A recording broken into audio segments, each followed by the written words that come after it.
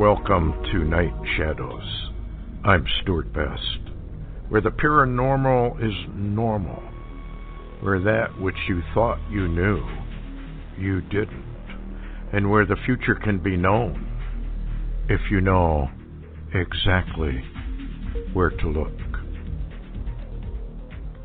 Well, good evening, everyone, and we're supposed to have Larry online, and no Larry. So we're going to try and see if we can't get him online here. It says dialing.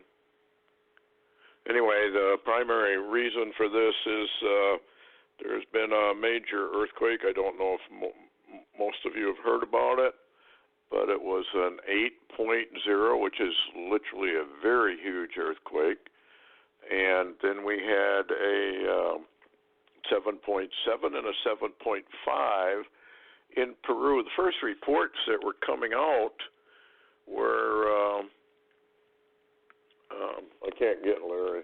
He's not online, and it doesn't seem to be dialing either. But anyway, oh, here he is. Larry, are you on? Larry? Hello?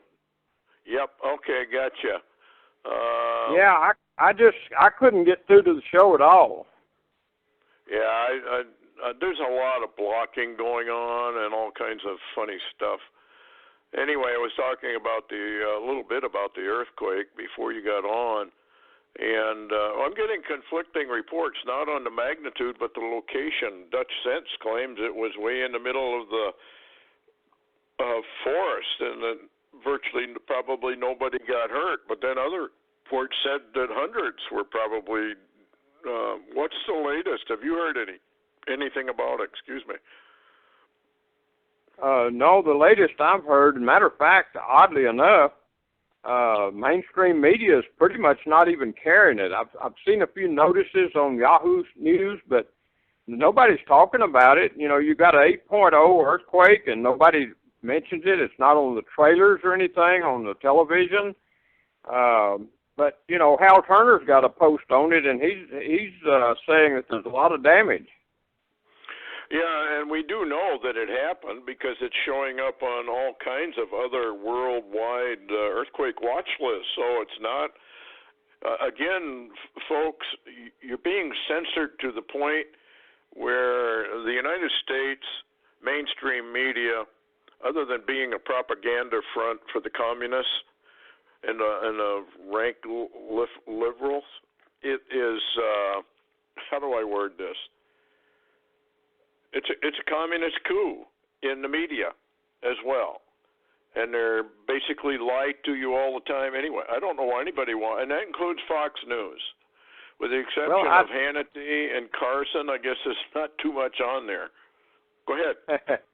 Well, I was just going to mention, Stewart, one reason we know it happened is because I got a call from someone in Ecuador who was routed out of their bed when this big earthquake hit actually what they call north-central Peru. And you've got people routed out of their beds in Ecuador. And as a matter of fact, the one in Ecuador said not only that, the first one woke me up, and in a few minutes, another one struck that really shook the place. So, Stewart, you know, there's multiple reports, and you've seen them. I had a post that there was an 8.0, a 7.5, and another 7.5, but they're not listing them.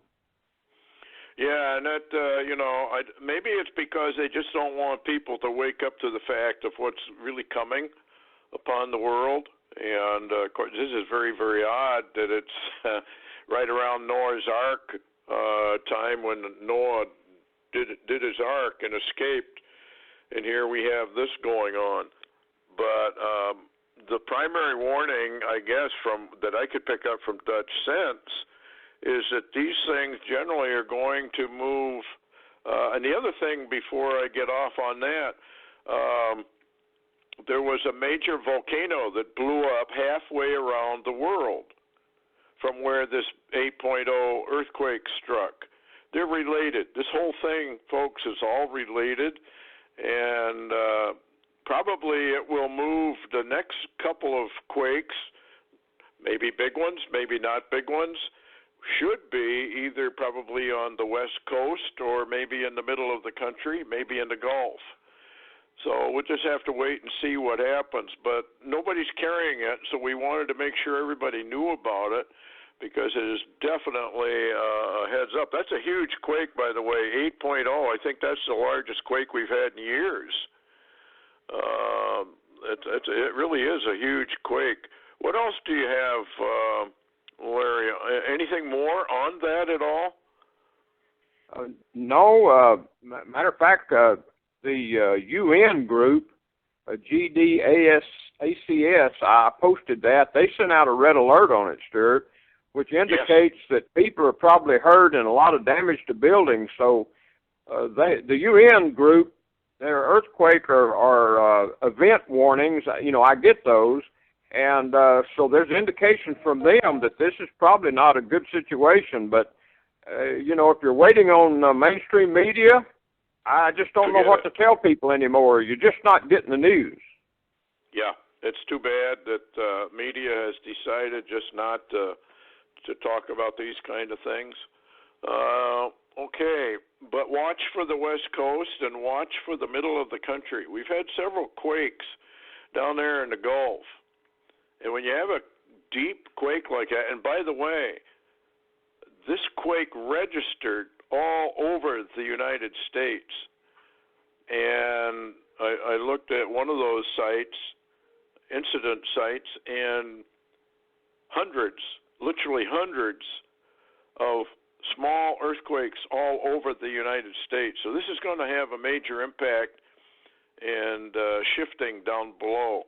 So all we can do, I guess, is wait. You can't predict quakes like that, so nobody knows. Moving on, here's a headline: Iran can sink U.S. ships with new secret weapons, according to a senior military official. Iran is now preparing to deploy secret weapons against American warships, a military official in Tehran said, after the Pentagon sent 3 destroyers to the Persian Gulf amid a wave of increased tensions between the two states. Without mincing any words, the advisor to the military command cautioned, "Commit the slightest stupidity, we will send these ships to the bottom of the sea along with their crew and planes." Now you might say, well, it's just bluster, with the exception of we have had a number of visions where that's exactly what does happen. And another headline, Larry, what's your comment on that? If they have secret weapons, of course, obviously they got them from either China or they got them from Russia. Well, one of the some of the data that I saw on a post, and you can't believe everything you get, but it appears they have something called a magagraph weapon that can be used to literally fry all the electronics, of an adversary. So it's very possible that they could use those by flying it in with a drone and attacking our carriers. We don't know, but what's interesting also, Stewart, is the fact that I saw a post a little while ago, if true, it says that Iran had sent an ambassador to Baghdad, and after the Iranian ambassador left, it was reported that the leader of Iraq said, "It looks like we're going to war." Now, at the same time, I can't vet this, but there are reports that Trump is pulling troops out of Europe, especially Poland, and sending them to the Middle East quickly. So this appears to be ramping up. Well, I think what we're doing is we're sanctioning Iran to the point where they have to go to war, which is what we want. This is a deep state operation, and they've always wanted their war, and they really want World War III, so that they can bring in their Antichrist New World Order. And that's basically, I think, what all this is about. Here's something. Iran president says, U.S. blocking our ships from all countries for the last 10 days.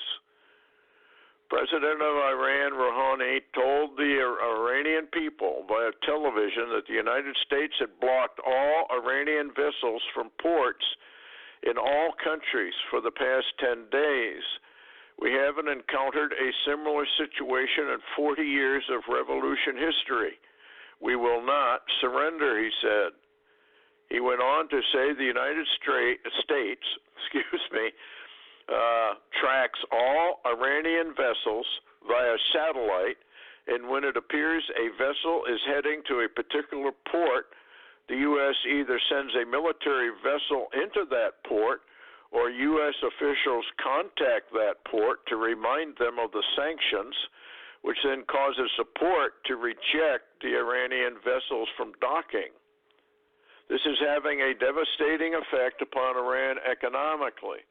Unable to sell its domestically produced products or raw materials like iron, the country is rapidly going broke. They will soon reach a point where they have to negotiate an end to the sanctions, go to war, or succumb to national bankruptcy. We will not surrender, they said. And then you mentioned U.S. troops in Poland being deployed to the Middle East. So this is really ramping up, folks, to a point where we could have war anytime. What's this thing here about a possible attempt to shoot down Air Force One, Larry? Well, they and I don't know if you read one of the other intel reports that I can't vet, but it indicates that it's so dangerous at the moment for President Trump and his family and his close associates that he's actually, when he flied to Japan, they had to go in different airplanes and take different routes and try to avoid any publicity or knowledge of who they were. And there is a report, I saw it, I sent you a copy of it. I can't say it's true, but they're saying now that wasn't really Kim that fired that missile, because remember, Trump came out and said he knew about it, and it really had shook up his cabinet, I guess you could say, or his advisors, but he wasn't worried. They're saying now possibly that was a deep state missile. That wasn't Kim. But, we don't know, Stewart. A lot is being given out right now that you just simply can't vet because there's so much intel. Yeah, I would expect deep state, because with them looking into the communist coup attempt during the election and getting rid of Trump and unseating, this is high treason, and maybe it's for show or maybe it's for real, but deep state is going to have to do something to get rid of Trump in order to or start a war or cause an economic collapse. It doesn't really matter, I guess. Any last word, Larry? We're only doing a 15-minute update. Yeah, I did send you an update, and I know you're skeptical of Q, and I am too, but there is some other people reporting that keep our eyes on this weekend into the end of Memorial Day, because a possible false flag may be in the works. Now, we don't know that. Trump's out of the country. Yeah, well, it would be an ideal time, actually, to do something of that nature. So it is a high heads up, particularly the cities area, anywhere, any of the bigger cities. And there was a report, something that might be Washington, that they would try to do damage to. Who knows? We'll just have to wait and see. Maybe nothing happens. We pray nothing does. But we are in a high-stakes game here for the New World Order, folks, and they play for keeps. So it's not a surprise at all, or it wouldn't be if we had a major false flag, far, far worse than 9/11. And they got all kinds of things they can use, like little suitcase nukes, et cetera, et cetera, et cetera. Anyway, thanks a lot, Larry, for coming on, and that was just a briefing. Heads up for earthquakes, heads up for false flags, and heads up for a Trump assassination attempt. Anyway, take care, everyone, and thanks for tuning in and listening. I realize it's a holiday. We'll see you next week. Good night, everyone.